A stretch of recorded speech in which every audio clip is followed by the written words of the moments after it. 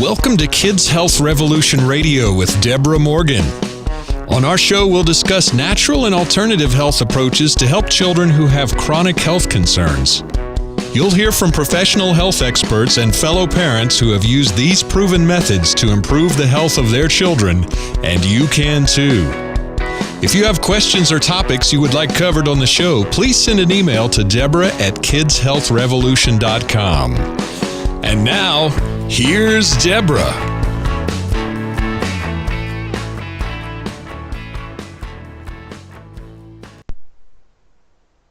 Hey everybody, it's Deborah Morgan with Kids Health Revolution podcast, and we are back with another episode of more inspiration, information, and tools that you need to take your child's health back.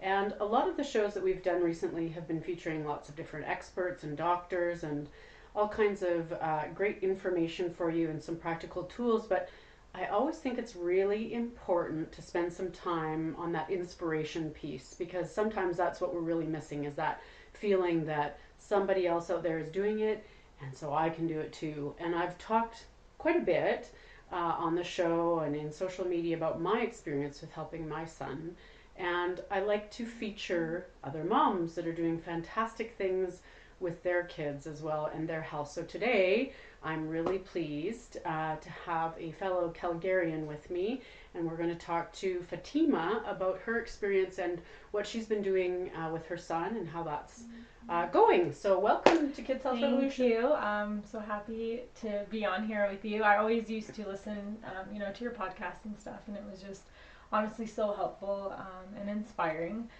So it's great to be here. Great.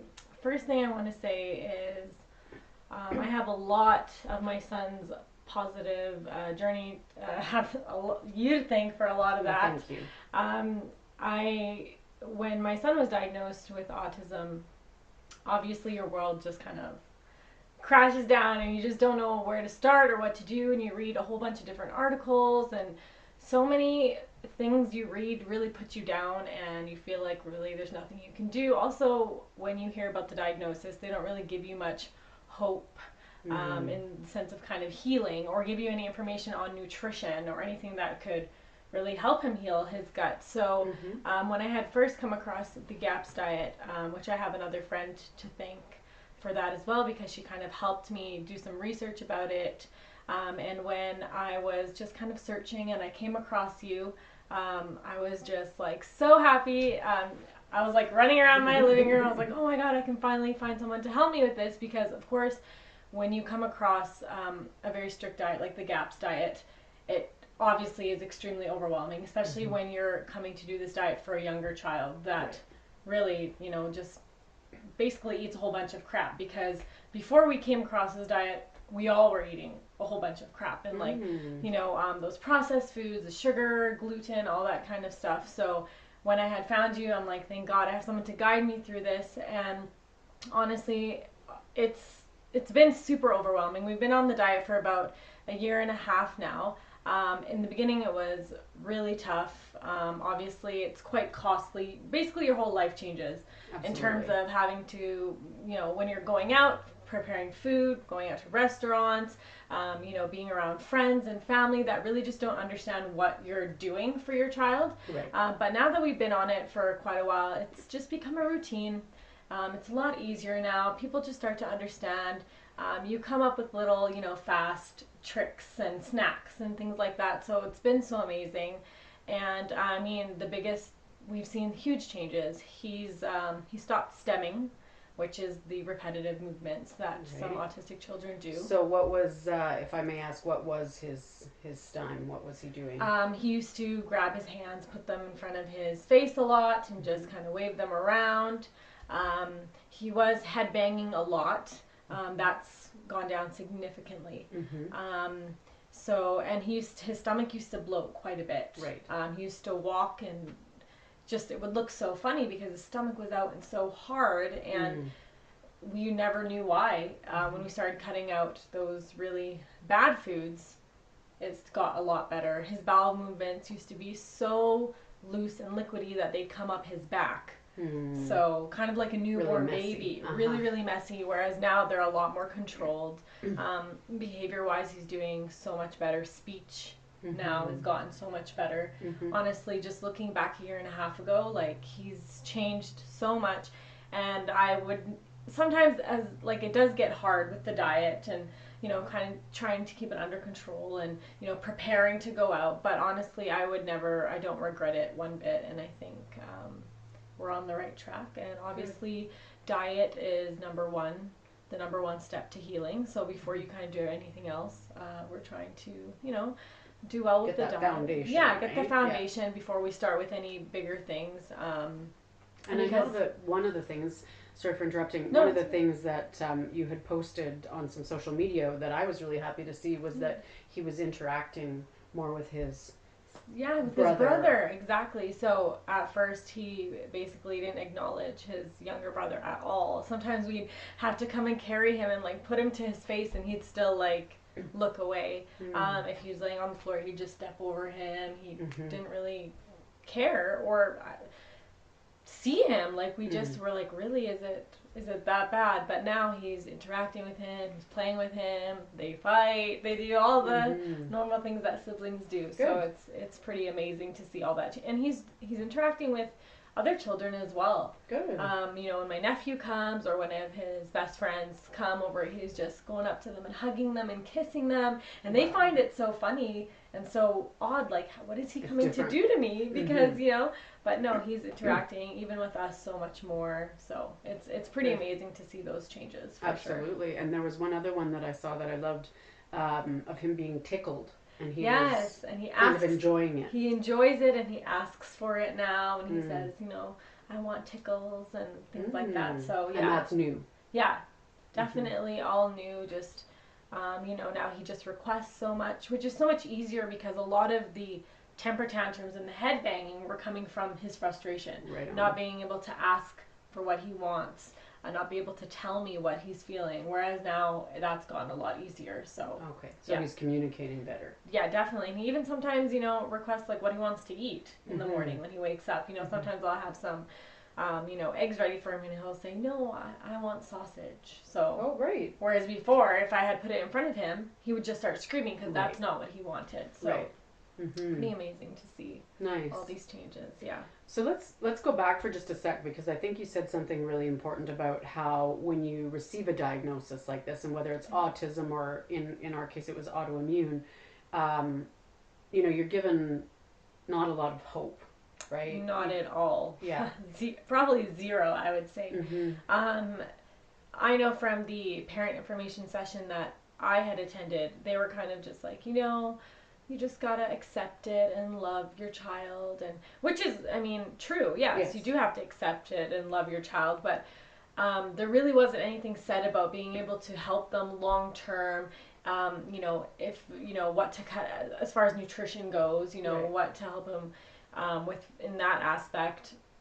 If there's any hope for the diagnosis going away or even getting better, changes in the brain, or just any kind of miracle stories, nothing like that was really brought up. So it really just makes you feel like you just leave there and you just have no hope. You're just kind of like, okay, where do what do I do now? Where do I start? Who do I talk to? It's you really. And so what did you do? What was how did you said you had a friend that had done the GAPS diet, so is that how you No, actually she didn't do the GAPS diet. She was actually just on social media, and she had come across a woman that also had an autistic child, and he was doing the GAPS diet. Okay. And so she kind of would tag me in things, and her name is Rania, so shout out to you, Rania. There you go.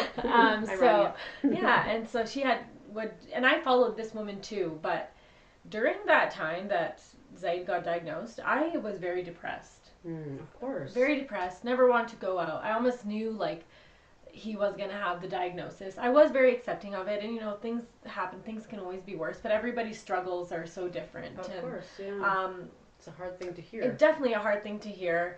So when she posted one post basically saying that her son lost his diagnosis. Now he went to go get reassessed after a few years, and they basically told him he no longer falls under the spectrum. Yeah, the spectrum. Wow. So, and then, my friend Ronnie tagged me in that, and she was like, you know what, listen, like, you know, I know we've talked about the diet and things like that, but, you know, let's look at what she posted. And I'm like, you know what, this is what I needed. It came at the perfect time. And so she helped me, and we started, you know, just searching up the GAPS diet. We ordered the book. Great. Things like that, and then I found you, and then my life changed. Dove in. Really, yeah. Right. So it was just amazing. So I just have you and her to thank so much for that, and ever since, and the GAPS diet is like, the book is like everything to me. Like, I have it everywhere I go. I probably open it every single day. Good for you. Yeah. So yeah, it's amazing. So, you know, I think the really important thing here for that message is that even when you feel like you're getting you know, no hope offered, and you're really frustrated and you're feeling down about the prospects for your child and their future, not to give up that hope and to keep searching, because there's a lot of people out there, there's a lot of information, and whether it's the GAPS diet that you do or some other type of protocol, gut healing, whatever it is, there's so much out there. So, you know, that's one thing that I think you would agree with this, always say, it's don't give up hope, you know, look for the answers. And, I agree. yeah. And also another thing I wanted to add in is when Zaid was having these issues with his bowels and his stomach bloating, I probably went to 3 or 4 different really like top pediatricians here, and they would just say to cut out dairy or to cut out one thing at a time. And I would try these things and nothing would work. And when I had brought up the GAPS diet to a few of them, they would kind of just like, no, that's not going to help him. Nothing like that is going to help a child with autism. You know, just do what we're telling you, and we did these tests for you, and nothing's showing up. Just, you know, it will go away on its own, kind of thing. And I'm like, okay, you know, try to take out dairy for a few months. Try to take out gluten for a few months. It wasn't nothing. I wasn't seeing results. When I started the GAPS diet, I saw results instantly. Wow. So that goes to show that doctors don't know everything. I mean, they're human beings just like us. I would just say, as a parent, trust your gut. You know that your child is going through something. You know that no matter what the doctors are saying, there's something going on there. So just keep searching, keep fishing, and just, you know, you'll find the answers eventually. Yeah, so. And you know what's so great is you know, diet is, you know, safe, it's not invasive, there's no side effects, it's not harmful. So, you know, you took the plunge and you started the GAPS diet, and, you know, you saw some resolution just in that symptom really quickly. And the beauty of it is, it's almost like as a parent, you have so much power to sort of experiment in that way, right? Because it's not going to hurt. It's not like you're giving them a medication that could have all these side effects. You know, you can make these changes and see for yourself if it really works or not, instead of having to take a third party's opinion, right? Yeah. So I'm curious though, when you talk about testing, what kind of testing did they do for you? I mean, stool tests. Okay. Blood Were they looking tests. for parasites and stuff like that? Or I guess so. Just, you know, I kind of just told them what was going on with his bowel movements and the bloating, and you know, okay, we're gonna take some stool testing and, you know, check off a whole bunch of things, and blood tests, and nothing shows up. Just like, okay, you know, maybe he'll grow out of it, maybe it'll go away. Try taking out dairy. When I come back and none of these things were working, I felt like they were lost what to say. They didn't really know what to say. So I said, you know what, I'm going to have to try this diet. We'll just see how it goes. And I saw the results I needed to see. And oftentimes when you're doing research, you have to really be careful, because you'll find some really negative things too. Yeah. You know, especially in the comment section, when you're, you know, people will just say the rudest things, just put you down.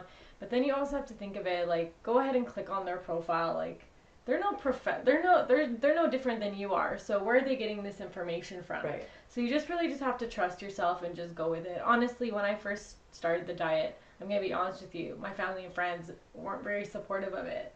Not in a sense where they'd come and tell me, like, stop doing that, like, you don't know what you're doing. But they just kind of be like, oh, you really think that's going to do anything for him? Right. Do you really think the diet's what's helping him or anything else?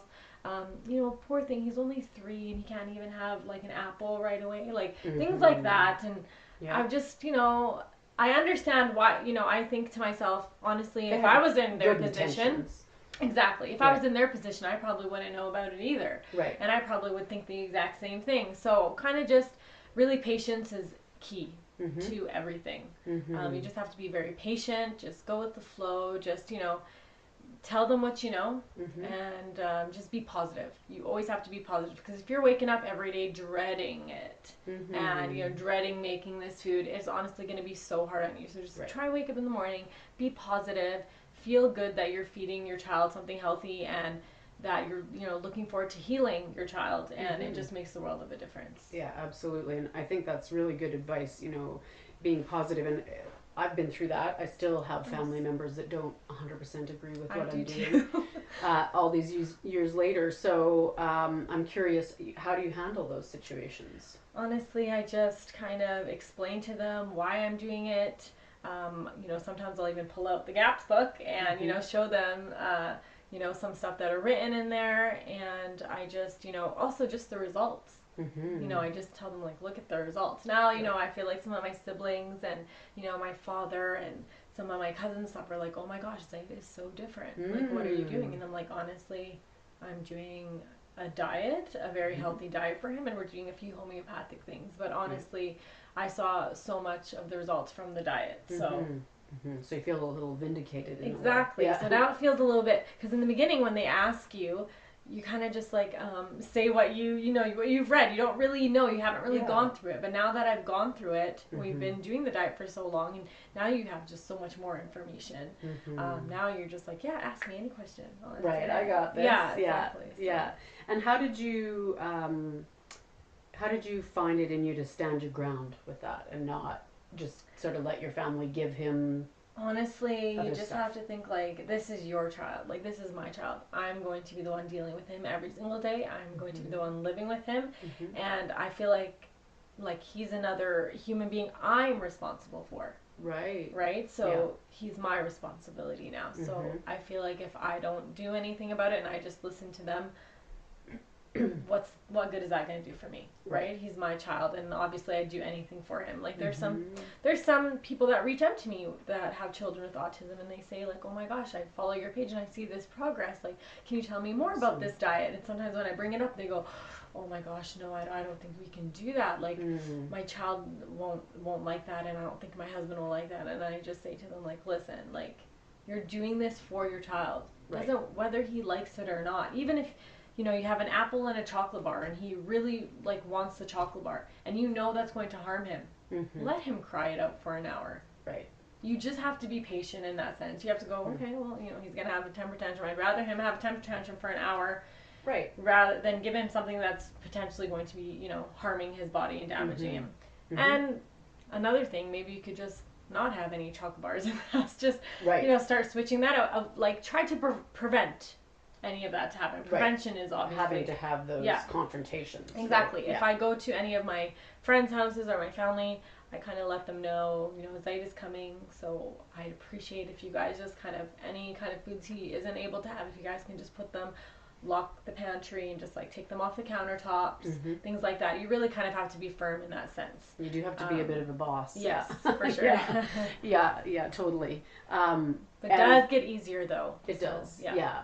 And, I always talk about that it's no different than any other boundary you set with your kids, no, right? definitely not. If you have families have screen time, bedtime, where you're allowed to play, who you're allowed to, all kinds of boundaries we have, but somehow around food we think, we can't set up rules whatever around they food. Want, poor thing. Right. Whereas actually, poor thing when you're feeding them that really bad food, right? Especially nowadays. I mean, I'm sure people know nowadays. You just read about all of these sicknesses and things that are just arising. Yeah. I mean, food is a big thing with that, right? So, I mean, you just kind of have to do your research. You just kind of have to, look at these ingredients that they're eating, and then it just kind of changes everything for you. And I think you're so true. You're so on the target when you say, follow your own gut, sure. right? If you look at those labels and you start to think, maybe this isn't the best thing for my kid, right? Just because everybody else is doing it doesn't mean it's right. Definitely not. Right. And I'm so happy that it's gotten so much more popular now, the GAPS diet, and just healthy eating in general. Whole foods eating, so to speak. So yeah, whether it's a good time. Go full into the GAPS or you're just trying to eat real paleo food. and things like that. Yeah, for Yeah, sure. totally. It is getting easier, and I think, you know, for us, eating out in restaurants is getting easier because Definitely, yeah. they're more aware of some of the allergies like gluten and dairy and things, and they're For taking sure. them a lot more seriously. Yeah, so. definitely a good time to kind of start doing that Mhm. research and start, you know, seeing your options, because now there's so much options now. Yeah. Going to restaurants, gluten-free, dairy-free, Mhm. vegan, you know, Right. the whole deal. So it's a lot easier now. So I Mhm. mean, you just gotta take care of yourself. Gotta take care of your family. Yeah. Obviously, it was a little bit tough on me starting. I felt like the whole time I was cooking for Zaid and doing everything for Zaid, and I was hardly taking care of myself. Interesting. Yeah, so, and then you kind of just like have no more energy, you know what I mean? But you really just, I had to kind of put a stop to that, and I was like, hey, if I even think I'm doing something good for my son, the first thing I have to do is obviously take care of myself. So, you know, and like I said, just be positive. Started getting up in the morning when he's, you know, going to school, go to the gym, just starting my day off really positively, so that I can, you know, have the energy for him. Yeah, exactly. Right. So. Yeah, totally. And I see that happen a lot with parents who are dealing with special needs children and are trying to do, you know, diets and other therapies and things like that with them, where, they really put themselves so far on the back burner that definitely. Yeah, it's a problem. Yeah. So you have to take care of yourself. And I mean, I don't know. Have you found that having changed Zaid's diet, that the whole family is eating a little bit better? Well, definitely the younger sibling is, and I have. My husband, he still really likes his gluten and things like that. So I'm just like, okay. Does he eat it at home or mostly out? He'll eat it at home, but he's really good at like going into a different room and not eating it in front of Zaid. And he's he's almost better than me at like making sure he picks up everything and puts it in the pantry and locks the door. Like, he's so cautious about that. So yeah, and he's always so cautious about like what's on the counter. Like, he'd be like, Fatima, like, move that out of the way. Like, you know, so super good with that. Awesome. Yeah, that's good. Yeah. So it's the same in my family. I say I'm probably 95% on my son's sort of diet. When I'm out, maybe I'm not necessarily, but when I'm home, and especially if I'm anywhere with him, and I mean, my health has really changed because of it. So have you noticed anything? I feel like I feel like I have so much more energy now. I'm a lot more happier now. In the beginning, like, I felt like I was always so tired. I was always, like, I always didn't know what to do. I was always like so negative. Like, you know, oh my gosh, waking up tomorrow, I have to do this. But then when I kind of just started changing everything for myself, like diet-wise, eating properly, being positive, just, you know, being so happy that and thankful that I found this diet and that I've seen such results for my son, it kind of just changed my whole world. So now everything is a lot easier. Awesome. Yeah. That's great.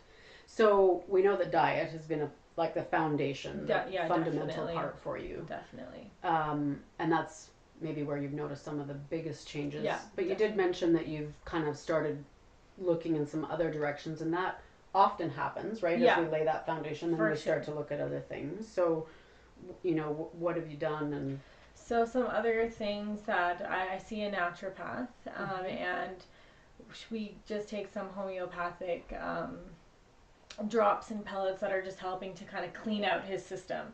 So kind of like just flushing out any like metals or things like that in a natural way, because of course with children with autism and other disabilities, one of the biggest things that they look at is doing chelation, which is obviously you know, taking out those heavy metals from the body, which could be found from, number one, vaccines would be, you know, the biggest thing. So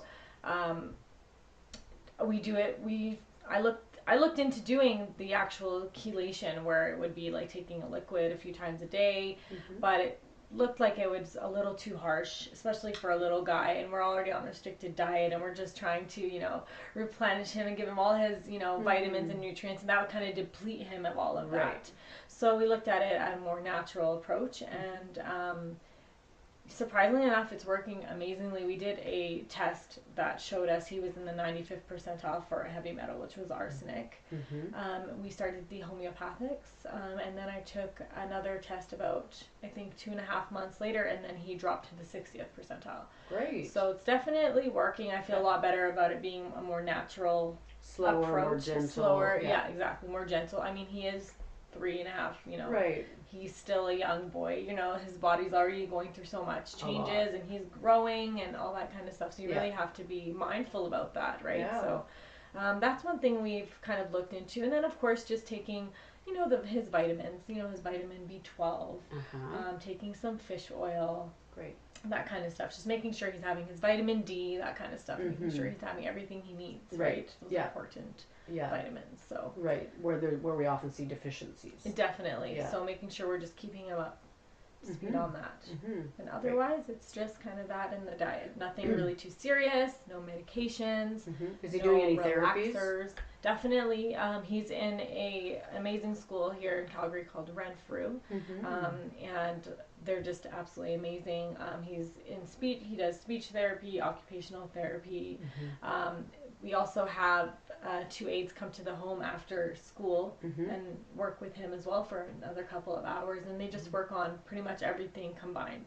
Speech, occupational therapy, you know, also kind of just focusing on that play and interaction and social play. They really like that, you know, and good thing I have Amber at home too, which is his younger brother, and they're always wanting to include him in everything, and I found like that made a huge difference. So definitely those have helped as well. Great. Yeah. Yeah, and you know, I've talked to a lot of other parents who've done the dietary approaches who maybe have started the therapies first. And didn't really see too much until, and then they changed the diet, and then it was like... Exactly. That's the exactly brain our was situation. able to change at that point. We were doing speech therapy for right after he got diagnosed. We were doing speech therapy, and I just felt like the sessions were like so stressful, and like because I just wasn't seeing he was cooperating or just didn't care. After we started the diet, I honestly started seeing so much changes, and it's like so crazy to think about it now because, you know, now you know things go slowly, but they do happen. But if you look back to 1.5 years ago, his eye contact was probably 0. Now it's 100%. Wow. Like 100%. Great. So no issues with eye contact at all. So just so many things. And honestly, we were doing the diet before he started school. So when we had to introduce it to his school, they were kind of like on the fence about it as well. Had to kind of tell them this is what he eats. So you really have to distance him from the other kids when they're eating their lunch. And you've blazed a bit of a trail for some of my other clients who've come into Renfrew behind you. Oh, yes. So thank you for that. Exactly. So just let them know the gaps that they're probably very aware of it now. You know, and I would just, because they usually do give them lunch at school. And I just said, you know what? I have to be like very careful. You have to be pretty strong-willed as well. In the beginning when I felt like they were kind of like, oh, okay, yeah, we might do. And I'm like, no, you kind of have to because it's a huge, you know, issue. I don't want him to accidentally pick up something off of the floor and eat it because that would kind of take us back to square one. And we don't want to have to be there. I don't want to have his stomach to get bloated. I don't want him to get sick. So you really just have to stand your ground and be quite firm about that. It is your child and it is his health, right? So, and then once they kind of just got accustomed to it, it started getting so much easier. They started seeing some amazing results. Started making them feel, exactly. So, pretty amazing. That's great. Yeah. And you know, on that note, I think it's also important for parents to understand that, you know, sometimes there are accidents, right? And there have been. Zaid's had a moment where he's gotten his hands on something he shouldn't. Oh, definitely. Right? Yeah. And you just carry on, right? It's you just life. carry on. Yeah, you just carry on. Oftentimes, if he does have an accident, which we try to, you know, avoid quite a bit, then I will give him either like a digestive enzyme or something just to get that out. Help, But for sure, number one is prevention. Just try not to have things in his way. And through, like, as time goes by, you'll figure out how you're supposed to do that. Like, now we have, like, before we didn't really have a lock on our pantry or anything like that. Now we have a lock on the pantry. You know, we know we're putting things away right after. It just gets so much easier. It becomes habit, right? Exactly. And after a while, he'll start realizing he's not supposed to be touching these things either. So you start realizing sometimes they'll come up to something, look at it, probably not allowed to have that and just walk away. Right. So it's pretty amazing to see that. Yeah. And because he's so young, like my son, even now, we go out to things and he'll come to me and say, like, if it's a little package or something, and say, Mommy, can I eat this? Yeah. Like, he knows that he needs to ask. Yeah. And as he's getting older, and I think you'll find this with Zaid as well, and even as his communication improves more and more, they can identify when they eat something. Like if I say, all right, you know, because we've been doing this for so long, sometimes I'll say, well, try a little bit of it. And then, you know, he'll have a tummy ache after, and I'm able to say, what do you think? Maybe could it have been that? And so I think it's so important for them to make that identification, because so many adults our age don't, right? No. We could have an allergy to gluten or something, We don't even know. we're so used to feeling that way, we don't even know that we Exactly. have it, right? Yeah. So I think that's quite empowering for the kids. Exactly. But, yeah. So what's next? What's your next step? Honestly, it's such a, like, it's so hard. Like, that question is always, like, in my mind. What's next? What's next? Right now, honestly, I'm kind of liking Where you're at? where I'm at. We're just kind of gonna go on with the diet still, of course. We're now. It's been a year? It's about a little over a year actually that he's been on GAPS. So we're just gonna keep going with the diet. You know, he's happy with the foods he's eating. I now have so much knowledge of his diet and things that he likes to eat and different recipes and things like that. So it gets so much easier and a little bit more fun to try some new things treats too. you can make. Definitely. And I think we're just gonna keep doing the homeopathics. So we've inquired about some B12 shots. Okay. Yeah. So really just looking into things that aren't harmful at all, things that are just going to... Really non-invasive. Yeah, exactly. Just things that are going to just... Keep it on the path. Exactly. And then, you know, with his therapies, he was doing so amazing with his speech therapy, his occupational therapy when he was at school. So really just kind of going on that track. We're not looking to do something too big, at least not right now. He's already, you know, doing quite a bit. You don't want to overwhelm him or his system.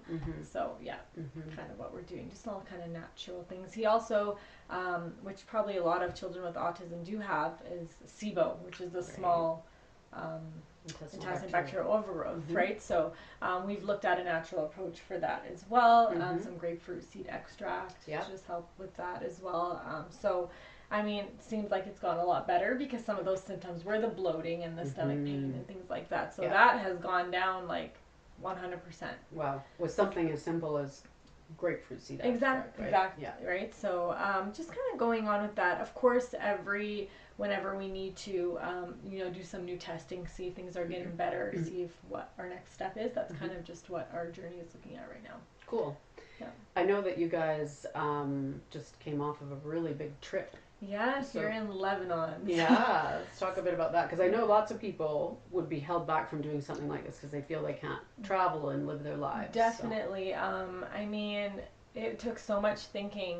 We originally planned to go, and then I said, no, I don't think we can. And then just going back and forth with the decision. And then I said, you know what, like, now that he's gone a little bit farther in the diet, which is a little bit easier now, gives him a little more options to eat. He's on full GAPS now, so there's, you know, quite the variety now. Yeah. And I said, you know what, I talked to some of my family over there, and I said, would you guys be able to help me out getting these kind of clean foods, which over there the food is a lot cleaner than here anyways, but you always just want to, you know, make sure. Yeah. And they're like, yeah, we can help you out with that. We can, you know, order some stuff for you before you come, and no worries. And I just felt like, you know, let's give this a shot. It's either going to be really great or not. So really we just got to, let's just try it out.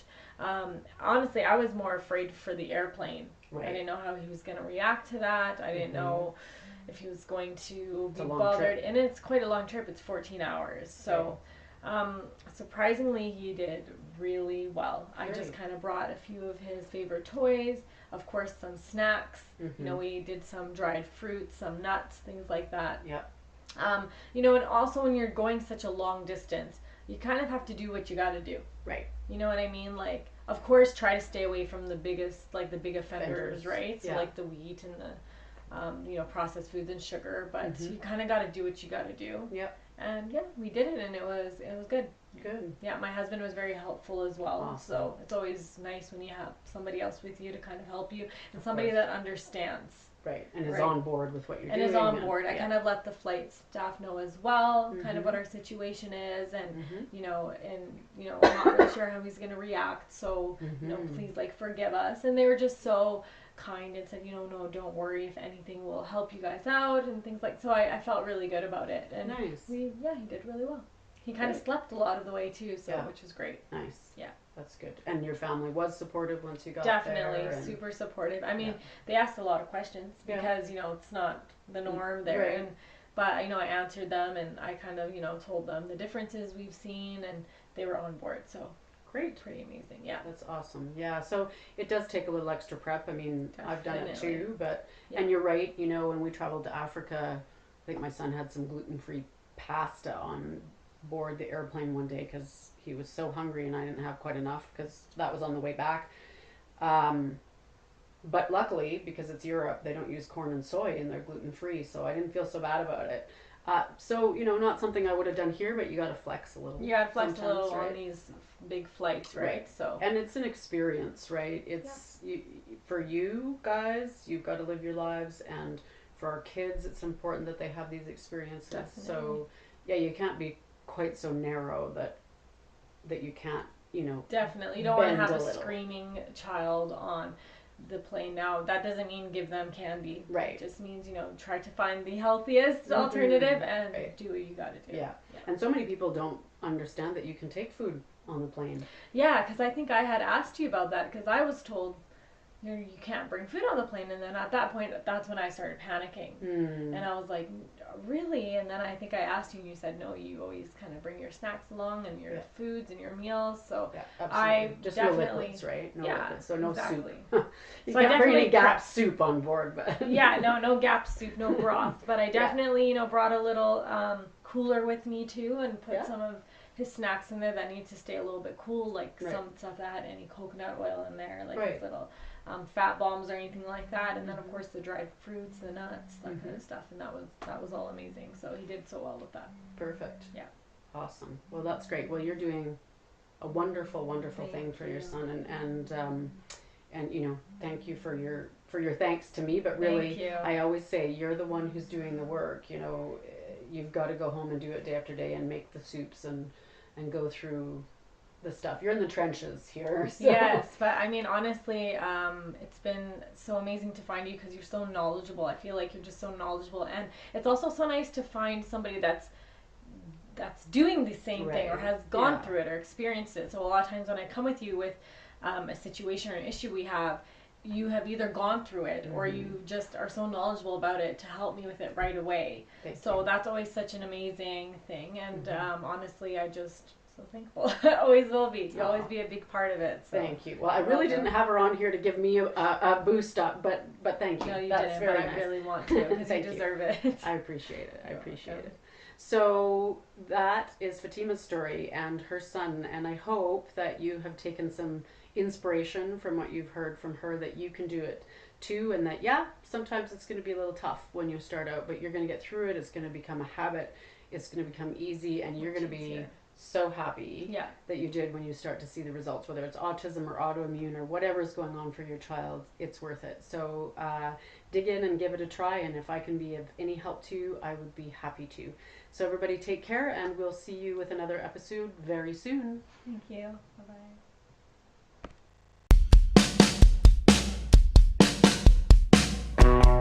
Thank you for listening to Kids Health Revolution Radio. Before you go, take a minute to subscribe to the show and to become a free member of the Kids Health Revolution community. Lots of great people, information, and bonuses waiting for you at www.kidshealthrevolution.com. The information on this show is for information and educational purposes only and is not intended to diagnose, treat, or otherwise replace medical advice.